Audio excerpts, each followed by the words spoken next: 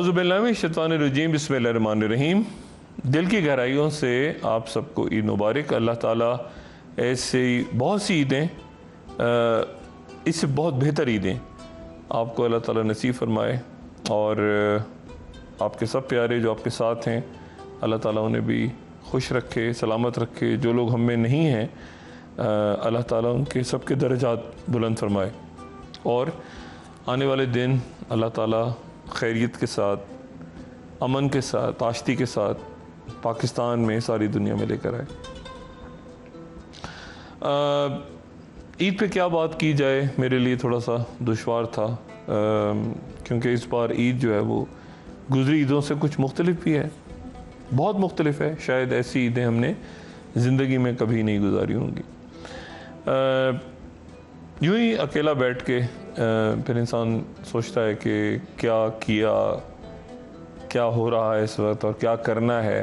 तो ये उन ईदों में से एक ईद है जहाँ पे मैं बस आप समझें कि आपसे भी बात हो रही है और एक तरह से ख़ुद कलामी भी है। ज़माने तालिब इल्मी अपना याद आया और जब मैं मेडिकल कॉलेज में गया तो उस वक्त मौका मिला तकारीर करने का, मुख्तलिफ मुकाबलों में, बैतबाजी में हिस्सा लेने का। और पहली बार जो है वो बड़े क्राउड को फेस किया, बहुत कुछ बोलना सीखा, तकारीर की, शुरा के साथ जो आर्टिस्ट आते थे, जो क्रिकेटर्स होते थे उस वक्त, उनको हम कॉलेज में बुलाते थे और मैं अमूमन अपने स्टेज के ऊपर जो है वो कंपेयरिंग कर रहा होता था। कतील शिफाई साहब के चंद अशार जहन में आए तो उनसे गुफ्तगू का आगाज़ करता हूँ। कतील शिफाई साहब कहते हैं कि लाख पर्दों में रहूँ, भेद मेरे खोलती है, शायरी सच बोलती है। मैंने देखा है कि जब मेरी ज़बां डोलती है, शायरी सच बोलती है। तेरा इसरार के चाहत मेरी बेताब ना हो, वाकिफ़ इस गम से मेरा हल्का अहबाब ना हो। तू मुझे ज़ब्त के सहराओं में क्यों रोलती है, शायरी सच बोलती है। ये भी क्या बात के छुप छुप के तुझे प्यार करूं, अगर कोई पूछ ही बैठे तो मैं क्यों इनकार करूं। जब किसी बात को दुनिया की नज़र तोलती है, शायरी सच बोलती है। मैंने इस फिक्र में काटी कई रातें कई दिन, मेरे शेरों में तेरा नाम ना आए, लेकिन जब तेरी सांस मेरी सांस में रस घोलती है, शायरी सच बोलती है। तेरे जलवों का है परतौ मेरी एक एक गज़ल, तू मेरे जिस्म का साया है तो कतरा के ना चल, पर्दादारी तो खुद अपना भरम खोलती है, शायरी सच बोलती है। उसके बाद फिर एक अरसे के बाद अहमद अदीम कासमी साहब से मुलाकात हुई और अहमद अदीम कासमी साहब के साथ कई महफिलें गुजरी और मैं बड़ा खुशकिस्मत हूँ कि अहमद अदीम कासमी साहब, जब मैं व्यूज़ ऑन न्यूज़ किया करता था एक दूसरे चैनल पे, तो अहमद अदीम कासमी साहब तशरीफ़ भी लाए और उन्होंने प्रोग्राम में तशरीफ़ भी लाए और उन्होंने चंद अशार भी मेरे लिए कहे। उनके आर्काइव्स शायद कहीं मौजूद हों तो किसी वक्त पे मैं उनको चलाऊँ। लेकिन अहमद अदीम कासमी साहब की शख्सियत का असर हुआ, बहुत से लोगों से मुलाकात हुई। अहमद अदीम कासमी साहब एक बहुत ठंडे मिजाज के खूबसूरत शख्स थे, ऐसे लोग अब हम में नहीं हैं। बेशुमार अहमद अदीम कासमी साहब की बातें जहन में आ रही हैं, लेकिन वो जो उन्होंने पत्थर वाली एक नज़म कही थी, वो कहते हैं कि रेत से बुत ना बना ऐ मेरे अच्छे फ़नकार, रेत से बुत ना बना ऐ मेरे अच्छे फ़नकार, एक लम्हे को ठहर मैं तुझे पत्थर ला दूं, मैं तेरे सामने अंबार लगा दूं, लेकिन कौन से रंग का पत्थर तेरे काम आएगा। सुर्ख पत्थर जिसे दिल कहती है बेदिल दुनिया, या वो पिथराई हुई आंख का नीला पत्थर जिसमें सदियों के तगय्युर के पड़े हुए डोरे। क्या तुझे रूह के पत्थर की जरूरत होगी जिस पे हक बात भी पत्थर की तरह गिरती है। एक वो पत्थर है जिसे कहते हैं तहजीब सफ़ेद, उसके मरमर में सया खून झलक जाता है। एक इंसाफ का पत्थर भी तो होता है, मगर हाथ में तेशाए ज़र हो तो वो हाथ आता है। जितने मयार हैं इस दौर के सब पत्थर हैं, जितने अफकार हैं इस दौर के सब पत्थर हैं। शेर भी, रक्स भी, तस्वीर व अना भी पत्थर, मेरा इल्हाम तेरा ज़हने रसा भी पत्थर। इस ज़माने में तो हर फन का निशान पत्थर है। हाथ पत्थर है तेरे, मेरी ज़बां पत्थर है। रेत से बुत ना बना ऐ मेरे अच्छे फनकार, रेत से बुत ना बना ऐ मेरे अच्छे फनकार। अब कॉलेज का दौर था और कॉलेज के दौर में एक अजब किस्म की शायरी जो है वो पसंद आती थी, और साहिल लुधियानवी साहब हमारे जो है वो उनकी नज़में, उनकी गज़लें कभी कभी मेरे दिल में ख्याल आता है तो आप सुनते ही रहे होंगे। लेकिन ये जो उनकी नज़म थी, ये जो उनकी गज़ल, ये तो उस दौर की एक आप समझें कि एक याद है। ताज महल के उन्वान से उन्होंने कही, वो कहते हैं कि ताज तेरे लिए एक मज़हर उल्फत ही सही, तुझको इस वादी रंगी से अकीदत ही सही। मेरी महबूब कहीं और मिला कर मुझसे, बज़्म शाही में गरीबों का गुज़र क्या मानी। सब जिस राह पे हों सितवत शाही के निशान, मेरी महबूब पसे पर्दा तशीर वफ़ा, तूने सितवत के निशानों को तो देखा होता। मुर्दा शाहों के मकाबिर से बहलने वाली अपने तारीख मकानों को तो देखा होता।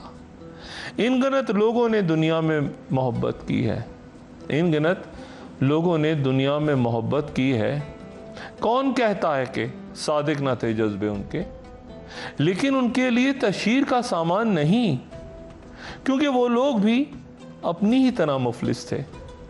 ये इमारात व मकाबिर, ये फसीलें, ये हसार, मुतलिकुल हुक्म शहनशाहों की अजमत के सतूं, सीना दहर के नासूर हैं कोहना नासूर, जज्ब है उनमें तेरे और मेरे अजदाद का खून।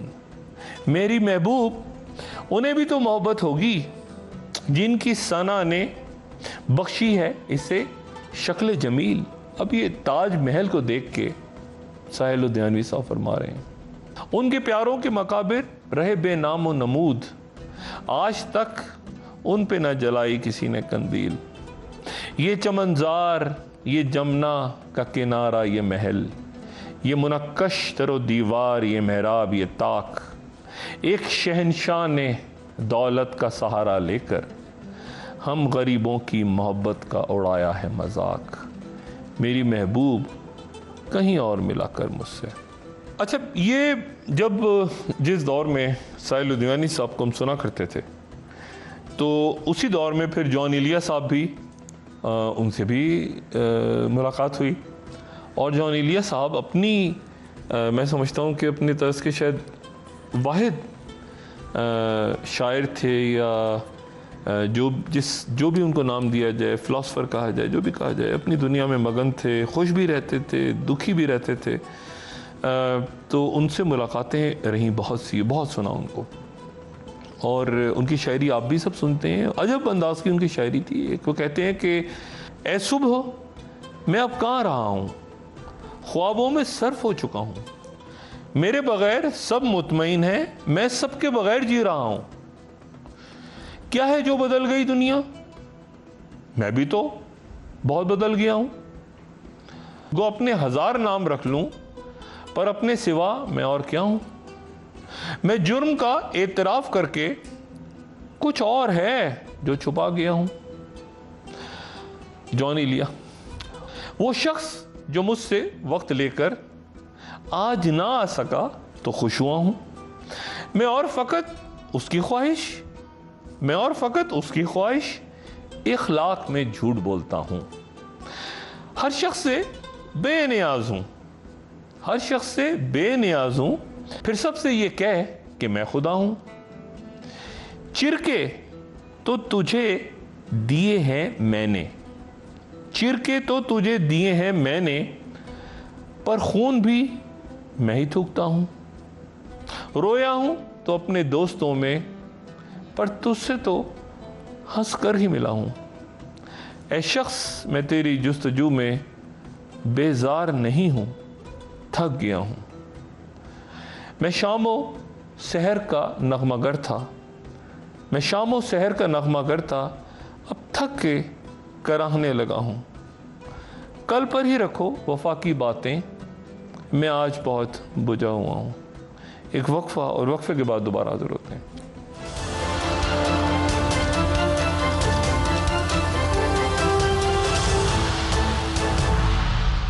खुश आमदीद ख़वातीन और हज़रात, एक बार फिर आपको ईद मुबारक। और वक्फे से पहले मैं बात कर रहा था जॉन इलिया साहब की, और हम में से कोई भी ऐसा नहीं जो जॉन इलिया साहब को ना जानता हो, उसको उनको ना सुना हो, लेकिन उनका जो अंदाज़ था, अजब अंदाज़ था। वो कहते हैं कि काश है काश हम ठहर सकते, काश है काश हम ठहर सकते, ये सितारे शबनबी आंसू, ये सितारे शबनबी आंसू, ना लुटाओ ये कीमती आंसू। कल भी आंसू थे, आज भी आंसू, हो गई अपनी जिंदगी आंसू। थी ये हसरत के जख्म भर सकते, काश है काश हम ठहर सकते। जाने जाना ये नाजनी गेसू, निकत अफशां और सुम्बली गेसू, हाय ये आशोब आफरी गेसू, ये परेशान अंबरी गेसू। वाय हसरत के ये संवर सकते, काश है काश हम ठहर सकते।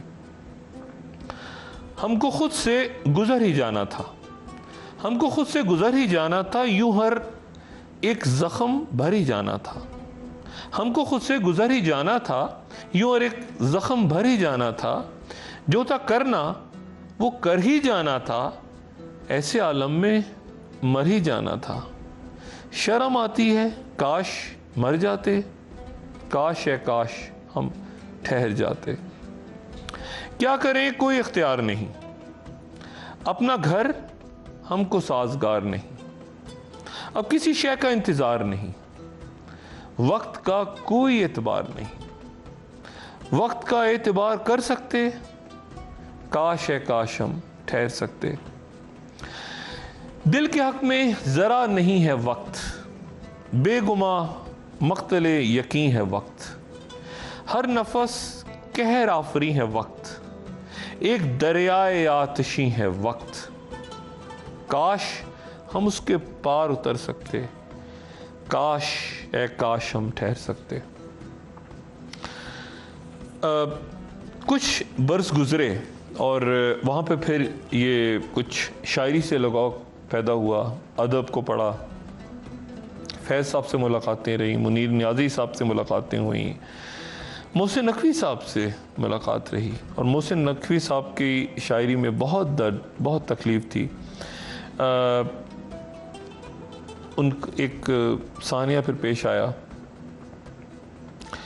मोहसिन नकवी साहब कहते हैं कि मैं तेरे शहर से गुज़रा तो कुछ अजब सा लगा, मैं तेरे शहर से गुज़रा तो कुछ अजब सा लगा। हर एक मोड़ पे नाकाम हसरतों का हजूम, हर एक मोड़ पे नाकाम हसरतों का हजूम, हर एक राह में मकरूज ख्वाहिशों की कतार, हर एक कदम पे शिकस्ता निदामतों के मज़ार, हर एक कदम पे शिकस्ता निदामतों के मज़ार, हर एक आँख में मर्गे ताल्लुकात का सोग, हर एक रविश पे रवां जुस्तजुए रिस्क में लोग। तमाम लोग वही लोग थे जिनके कभी, तमाम लोग वही लोग थे कि जिनसे कभी नज़र चुरा के गुजरता था मैं हवा की तरह। तमाम लोग वही लोग थे कि जिनसे कभी नज़र चुरा के गुजरता था मैं हवा की तरह। तमाम साए मेरी आंख में बिखरते रहे, किसी करीब की बस्ती के आशिना की तरह। तमाम साए मेरी आंख में बिखरते रहे, किसी करीब की बस्ती के आशिना की तरह। मैं तेरे शहर से गुजरा तो कुछ अजब सा लगा कि जैसे शहर वही है वही नहीं है मगर। मैं तेरे शहर से गुजरा तो कुछ अजब सा लगा शहर कि जैसे शहर वही है वही नहीं है मगर।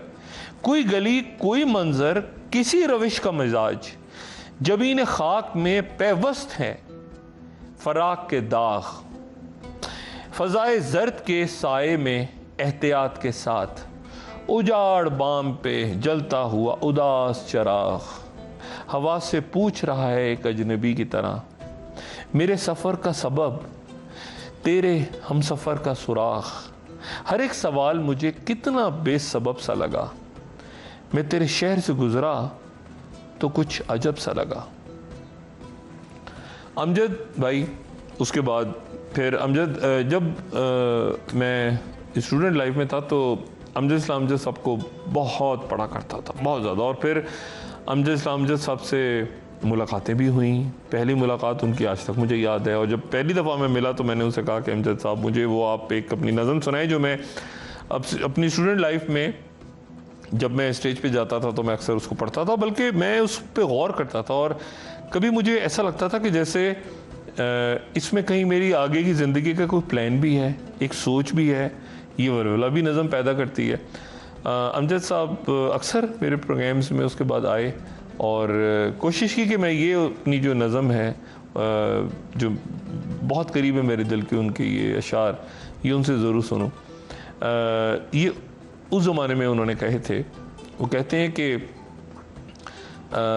सितारा ढूंढना है, मुझे अपना सितारा ढूंढना है, सितारों से भरे इस आसमां की वुसअतों में मुझे अपना सितारा ढूंढना है।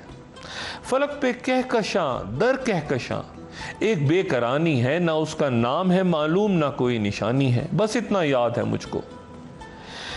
फलक पे कहकशां दर कहकशां एक बेकरानी है, ना उसका नाम है मालूम ना कोई निशानी है, बस इतना याद है मुझको। अजल की सुबह नौ जब सारे तारे अलविदाई गुफ्तगू करते हुए निकले तो उसकी आंख में एक और तारा झिलमिलाया था।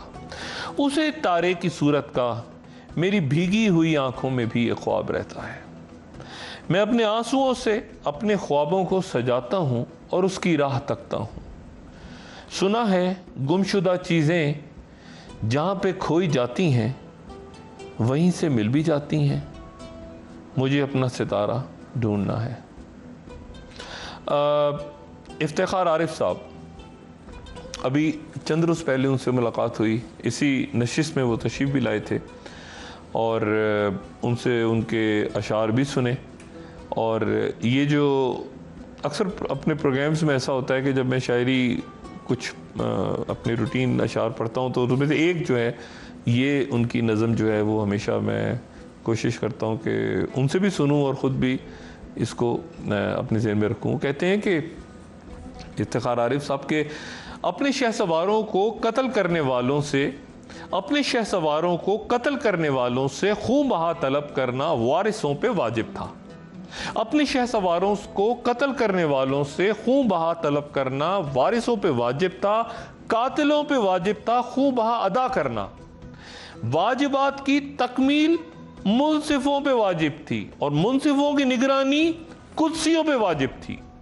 वक्त की अदालत में एक सिमत मसनद थी, एक सिमत खंजर था, ताजे जरनिगार एक सिमत, एक सिमत लश्कर था।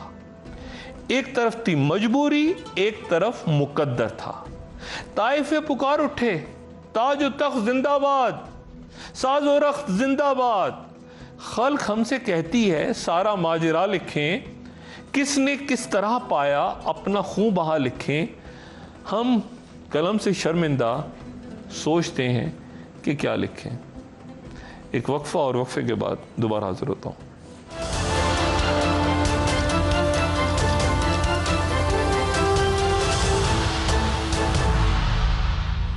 खुश आमदीद एक बार फिर आपको ईद मुबारक। मुस्तफ़ा ज़ैदी साहब, मुस्तफ़ा ज़ैदी साहब के जो अशार हैं वो एक अलग अंदाज के अशार हैं और उनकी ज़ात के साथ भी बड़े सानहे वाबस्ता हैं। ये उस दौर, वो चूँकि ज़माने तालिब इल्मी के अशार हैं तो ये अशार जो हैं शायद कुछ अजब से लगें इस वक्त, लेकिन इनमें ये जो मुस्तफ़ा ज़ैदी साहब के शेर हैं ये बड़े अजब से शेर हैं। और ख़ास तौर पर इनके आखिरी, इस नज़म के जो आखिरी दो मिसरे हैं वो तो बहुत ही अजब से हैं, ज़रा मुलाहिज़ा फरमाइए। कहते हैं मुस्तफ़ा ज़ैदी के, क्या यही होंठ थे जो मेरे वास्ते आपगी थे मैं ताब थे आग थे, क्या यही जिस्म है जिसके सब जाविये मेरी आगोश में राग ही राग थे। हाँ बड़ी चीज़ है, हाँ बड़ी चीज़ है राहो रस्म जहां, दोस्त खावंद कफस पासबां, दोस्त खावंद कफस पासबां, नंगो नामूस सीने की चिंगारियां, वो तेरा इम्तिहान ये मेरा इम्तिहान। अच्छा, अब जो है वो ये दो अशार उनके अजब थे, जो उस ज़माने में जब हम बहुत ही स्कूल कॉलेज का ज़माना था, तो ये दो अशार उनके सुनते थे तो बड़े अजब अशार थे इसी नज़म के। रख लिया अपने रिश्तों का तूने भरम, रख लिया अपने रिश्तों का तूने भरम, आप गीना था दिल उसको भी सह गया। रख लिया अपने रिश्तों का तूने भरम, आप गीना था दिल उसको भी सह गया। और तू मुझे भाई कहती रही और मैं क्या बताऊं तुझे देखता रह गया। अच्छा, अब ये जो है ये एक कमाल किस्म की शायरी है कि तू मुझे भाई कहती रही और मैं क्या बताऊं तुझे देखता रह गया।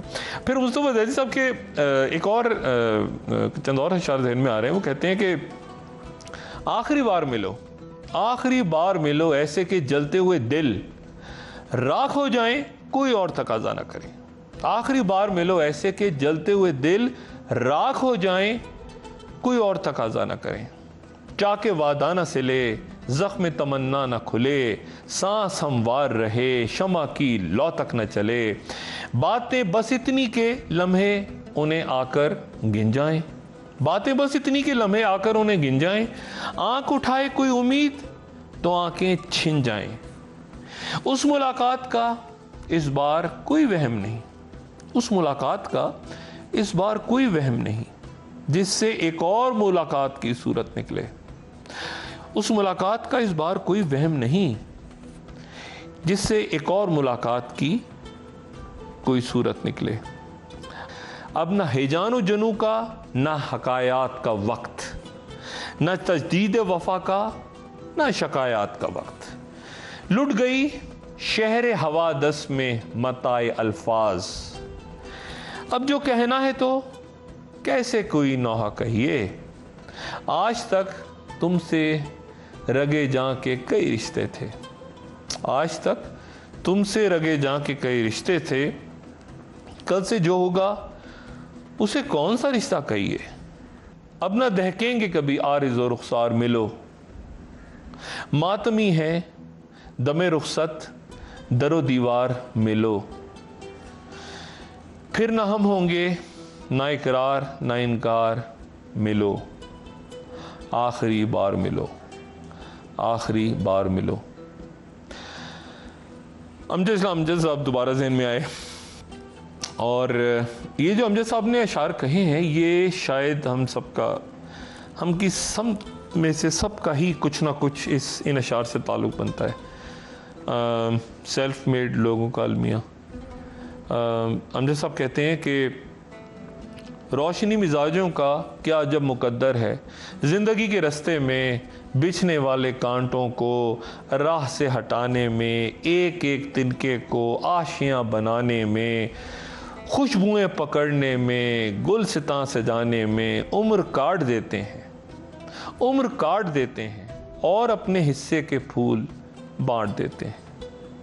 कैसी कैसी ख्वाहिश को कत्ल करते जाते हैं, कैसी कैसी ख्वाहिश को कत्ल करते जाते हैं। दरगुजर के गुलशन में अब्र बन के रहते हैं, सब्र के समंदर में कश्तियाँ चलाते हैं।